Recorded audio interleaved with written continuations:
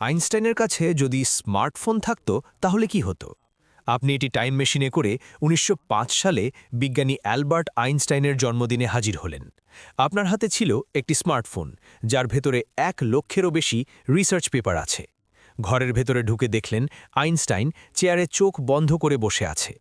আপনি তাকে স্মার্টফোন দিতে চাইলে সে জন্মদিনের উপহার ভেবে টেবিলে রাখে বলে। আপনি সেটি টেবিলে রেখে আবার ভবিষ্যতে ফিরে গেলেন। কেক কাটার পর আইনস্টাইন জন্মদিনের ক্লান্তি মেটাতে বিছানায় শুয়ে আছে।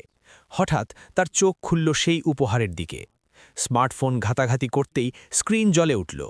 আইনস্টাইন স্ক্রিনের ভেতরে পুরো জগৎ দেখতে পেয়ে অবশেষে আপনার কথা বিশ্বাস করল। সে সিদ্ধান্ত নিল এই বিষয় সম্পর্কে কাউকে কিছুই বলবে না। ৭ দিনের মধ্যেই আইনস্টাইন মোবাইলের জ্ঞান কাজে লাগিয়ে একের পর এক নতুন ইকুয়েশন লিখতে শুরু করল। তারপর কিছু অসাধারণ রিসার্চ পেপার প্রকাশ করল।